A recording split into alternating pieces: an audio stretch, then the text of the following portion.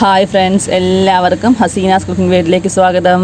എൻ്റെ ചാനൽ ആദ്യമായിട്ടാണ് കാണുന്നതെങ്കിൽ എല്ലാവരും ഒന്ന് സബ്സ്ക്രൈബ് ചെയ്ത് സപ്പോർട്ട് ചെയ്യണേ. ഇന്ന് ഞാനിവിടെ ഈസി ആയിട്ട് എങ്ങനെയാണ് പെർഫെക്റ്റിൽ നമ്മൾക്ക് വീട്ടിൽ തന്നെ മയോണൈസ് ഉണ്ടാക്കാനായിട്ടാണ് കാണിക്കാൻ പോകുന്നത്.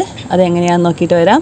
അതിനായിട്ട് ഞാനിവിടെ 3 മുട്ട എടുത്തിട്ടുണ്ട്, ഒരു ലെമണ്, ഒരു 9 വെളുത്തുള്ളി, ഒരു മുട്ടയ്ക്ക് 3 വെളുത്തുള്ളി അത്ര തന്നെ മതിയാവും കേട്ടോ. ഒരു കപ്പ് ഓയിൽ, സൺഫ്ലവർ ഓയിലാണ് അവിടെ എടുത്തിരിക്കുന്നത്.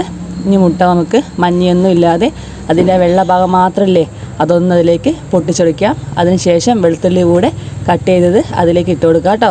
അതിലേക്ക് ലെമണും കൂടെ കുരുവൊന്നും ഇല്ലാണ്ടൊന്ന് പിഴിഞ്ഞൊഴിച്ച് കൊടുക്കാം.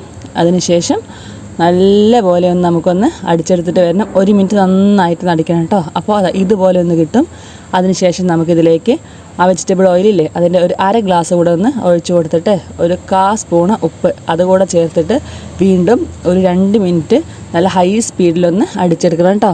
അപ്പോൾ ഈ ഒരു അളവിൽ ലൂസിലായിട്ട് കിട്ടുക. ഇതുപോലെ മതിയെങ്കിൽ നമുക്ക് ഇപ്പോൾ നിർത്താം. അല്ല നല്ല കട്ടിക്കുള്ള മയോണൈസ് വേണമെങ്കിൽ നമുക്ക് ബാക്കിയുള്ള ഓയിലില്ലേ അതുകൂടെ ഒന്ന് അതിലേക്ക് ഒഴിച്ച് കൊടുത്തിട്ട് നന്നായിട്ട് 1 മിനിറ്റ് കൂടെ ഒന്ന് അടിച്ചെടുത്താൽ നമ്മുടെ കട്ടിക്കുള്ള പെർഫെക്റ്റ് മയോണൈസ് കിട്ടിയിട്ടോ. ഇതുപോലെ എല്ലാവരും ഒന്ന് ട്രൈ ചെയ്ത് നോക്കണം. നിങ്ങളുടെ കമൻസും ലൈക്കും ഫീഡ്ബാക്കും എല്ലാം അറിയിക്കണം കേട്ടോ.